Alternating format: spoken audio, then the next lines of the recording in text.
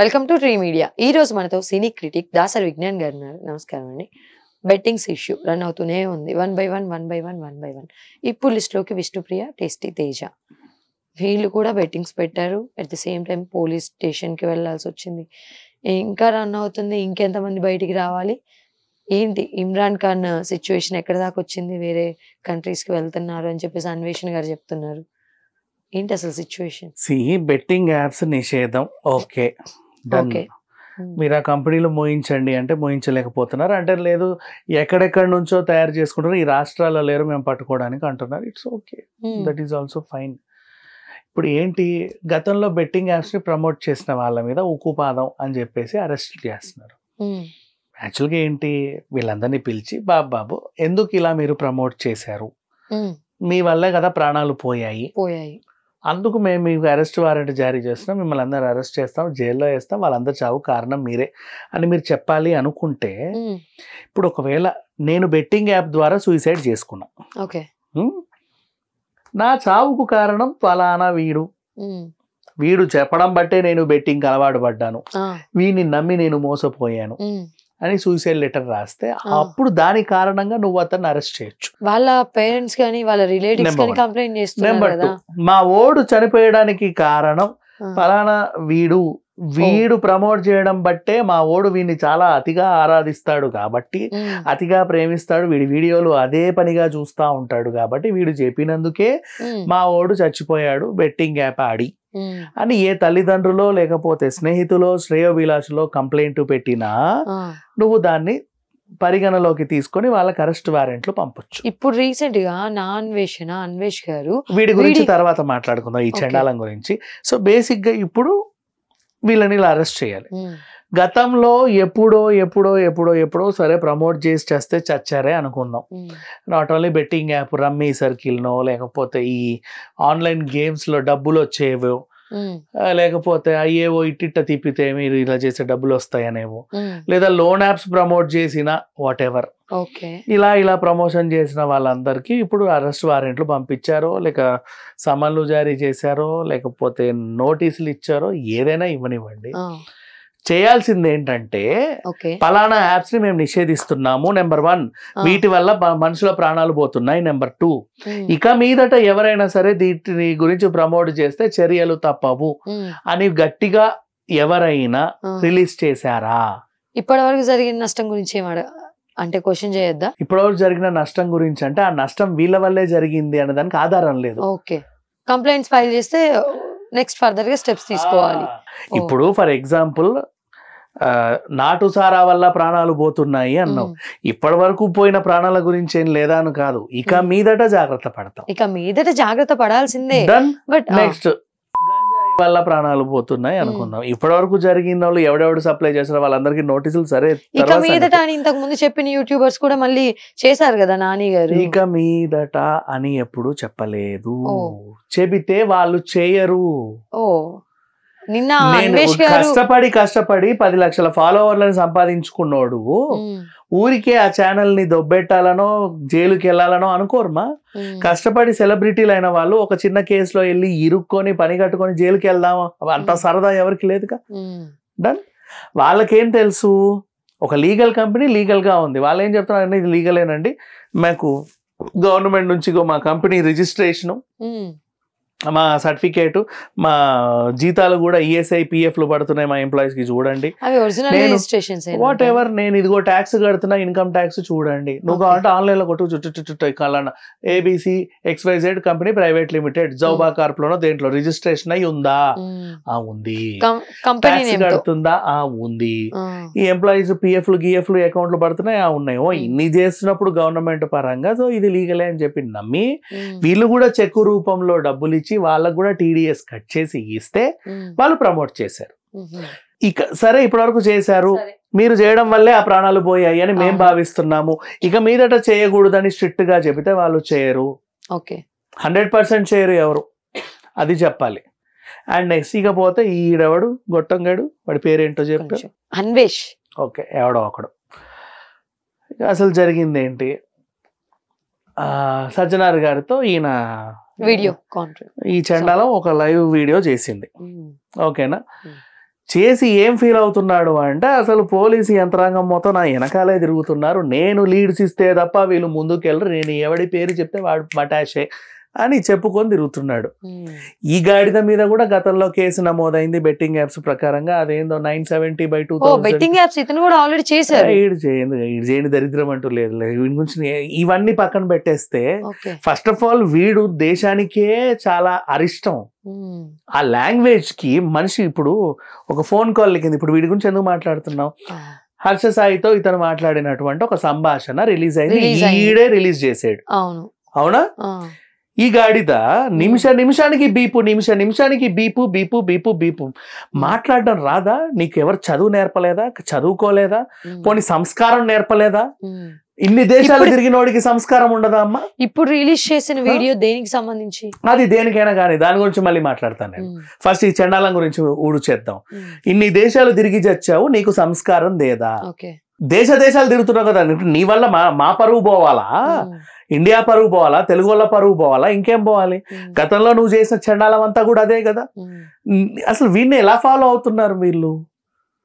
ఈ ఫాలోవర్స్ అనాలి, వీళ్ళు ఫాలో అవడం బట్టేగా వీళ్ళు రెచ్చిపోతారు. అలా ఎలా ఫాలో అవుతారు? కంటెంట్ నువ్వు 10 నిమిషాలు ఒక వీడియో చేసావు, నేను హర్ష సాయి బండారం బయట పెడుతున్నా అన్నావు. సరే, హర్ష సాయి కూడా ఒక యూట్యూబర్, ఏదో నీ బండారమో నీ పిండా కూడా బయట పెట్టి చావు, పెట్టు. నిమిషానికి బీపేస్తావా? ఎరా నీకు మాట్లాడడం చేత కదా? మాట్లాడిన కాలే కదా అది, అన్వేష్ గారు మాట్లాడిన కాలే కదా. అదేమా, బీపులు ఎందుకు వేస్తారో తెలీదా నీకు? బూతులు మాట్లాడతారు. అంటే బూతులు లేకుండా నువ్వు మాట్లాడలేవా? నీ వల్ల కాదా? బూత్ ఉండాలా నువ్వు మాట్లాడితే? అసలు మామూలు మాటలు కదా అవన్నీ. డామ్ దట్ ఈస్ లైక్ అసలు వినడానికే అసహ్యంగా ఉంది. అందరూ మాట్లాడతారు, మా పబ్లిక్ సోషల్ మీడియాలో అందరూ మాట్లాడతారు. బెట్టింగ్స్ గురించి మాట్లాడారా? దేని గురించో ఆ చండాలం గురించి నేను మళ్ళీ చెప్తా. ఇప్పుడు చూడు, ఇప్పుడు హర్ష సాయి యూట్యూబ్ చేస్తాడు, వీడు ఎవడెవడి పేర్లు అయితే చెప్పాలో వీళ్ళందరూ యూట్యూబ్లలో ఉన్నారు. ఎవరు కూడా ఇంత చండాలమైన లాంగ్వేజ్ ఇప్పుడు మాట్లాడడం చూడలే. వీడు ఒక్కడే లాంగ్వేజ్. అసలు బీపులు కాదు, వీడు వీడియోలలో బీపులు లేకుండా కూడా ఉంటాయి దరిద్రాలన్నీ. బీపులు కాదు, బ్లర్రులు వేయాలి. ఇంకా చెప్పాలంటే బ్లర్రులు ఉండవు, బ్లీపులు ఉండవు, ఇవన్నీ వేస్తాడు వీడు. అట్లాంటి కంటెంట్ ని వేస్తా జనాల దగ్గర. అంటే బూతు వీడియోలతో బతికే వీడు వీళ్ళందరూ సమాజాన్ని ఉద్ధరించే వీడియోలే చేశారు, ఎవరు కూడా తప్పు వీడియోలు చేయాల. బెట్టింగ్ యాప్స్ ని ప్రమోట్ చేశారు, అది తప్పు అని తెలిసిన తర్వాత వీళ్ళందరూ మళ్ళీ వీడియోలు పెడుతున్నారు. తప్పైందండి, ఇది గతంలో నేను ఏదో తెలుసో తెలియక చేశాను, ఇక మీద ఇలాంటివి రిపీట్ అవ్వవు. That's all. అవ్వవు. వాళ్ళు అదే చెప్తున్నారు. ఇంకేం కావాలి నీకు? వాళ్ళ సమాజానికి అవసరం వీళ్ళంతా. మళ్ళీ చెప్పాలి అంటే వీడు కాదు సమాజానికి అవసరం. వీడి వల్ల దేశానికి పరువు నష్టం, రాష్ట్రానికి పరువు నష్టం, వాళ్ళ భాషకి పరువు నష్టం. అసలు వీడే ఒక అరిష్టం. ఆ లాంగ్వేజ్ చూడు. ఒకసారి నేను హర్ష సాయి బండారం పెట్టావురా, ఏం పెట్టావు? ఆయన నేను దుబాయ్ లో అన్ని తీసుకుంటాను, అక్కడ హవాలా డబ్బులు, ట్యాక్స్లు, గీక్స్లు ఏదో చెప్పుకుంటా, ఆయన వ్యాపారం గురించి చెప్పుకున్నాడు. ఆ కాల్ ఎప్పుడు రికార్డ్ చేసావు నువ్వు? ఎప్పుడు చేశాడో తెలుసా? హర్ష సాయి గతంలో ఇంటర్వ్యూస్ చేసినప్పుడు ఏదైతే చెప్పాడో అదే తనకి చెప్పాడు. అప్పుడు ఆ కాల్ రికార్డ్ చేశాడు. అవసరం వచ్చినప్పుడు దీన్ని బయట పెడదాం అనుకొని దాచుకున్నాడు. అంటే కాంటాక్ట్స్, కాన్వర్జేషన్స్ అన్ని బాగానే బాగున్నాయి. నిన్న హర్ష సాయి వీడియో రిలీజ్ చేసి, సజ్జనార్ గారు మీరు తెలంగాణ పోలీసు యంత్రాంగానికి ఇక మీద ఇలాంటి తప్పులు ఏం జరగవు, మా వల్ల ఎవరికి నష్టం అది తప్పు అని తెలిసే మేము చేయము, తప్పు కాదని అప్పట్లో లీగలైజ్డ్ గా ఉందన్నట్టు కాబట్టి చేసాం, కానీ అలా అయితే మేము చేయము, కూల్ అని చెబితే సరే కొంతమంది సరేలే బాబు ఇప్పటికైనా సరే తప్పని తెలుసుకున్నావు కదా చేయకు అన్నారు. ఇప్పుడు రియలైజేషన్ కదా ఇంపార్టెంట్. తప్పని తెలిసినా కూడా ఎవరు చేయరు కదా, తప్పని నువ్వు చెబితే కదా చేయరు. ఇప్పుడు ఇంకోటి మనం చేసే తప్పులే ఇవి. మొన్న కూడా అంతే, ఇప్పుడు మాడ వీధుల్లో రీల్స్ చేసే వాళ్ళ మీద కేసులు పెట్టారు. నేను అది కూడా తప్పే, బికాజ్ వాళ్ళు చేసిన తప్పు కాదు. ఎందుకు చెప్పనా, ఇక్కడ ఇలాంటి పనులు చేయడం నిషేధం అని నువ్వు అక్కడ బోర్డు తగిలిస్తే వాళ్ళు జాగ్రత్త పడతారు.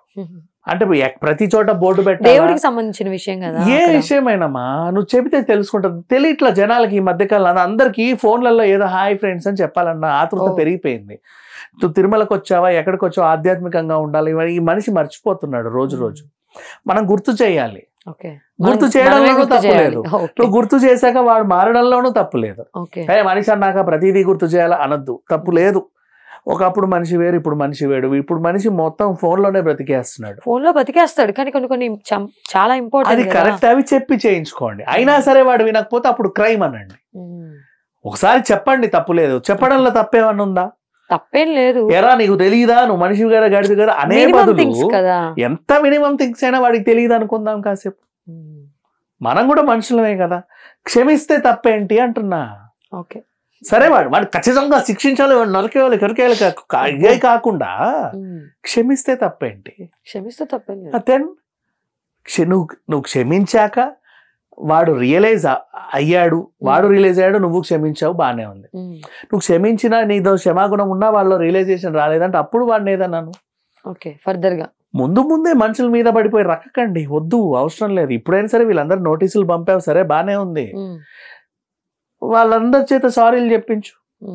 సరేనండి, గతంలో ఏదో జరిగిన నష్టం నా వల్ల కాదు కదా, జరిగిన నష్టం అంటే వాళ్ళ వల్ల అని ఎక్కడన్నా ఉందా? ఒకవేళ వాళ్ళ శిక్షించేయండి హ్యాపీగా. ఓకే, ఎవరైనా సరే ఈమె పలానా శ్యామల చెప్పిందనో, పలానా గోమల చెప్పిందనో, పలానా ఈడు చెప్పాడు వాడు చెప్పాడు చెప్తే అప్పుడు వెళ్ళండి.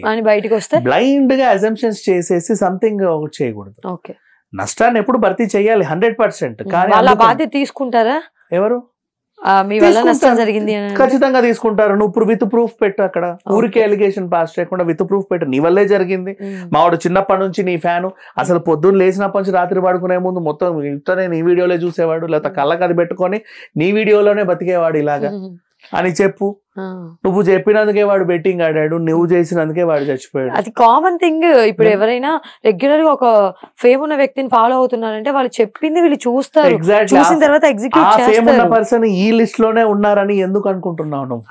ఉంటే ఇన్ కేసు అలా అప్పుడు ప్రతిదానికి చట్టం అని కొన్ని గైడ్ లైన్స్ ఇస్తున్నప్పుడు వీటికి కూడా ఉండాలి, అన్నిటికీ వర్తించాలి. ఊరికే ఉండకూడదు, ఏది కూడా ప్రతిదానికి వర్తించాలి.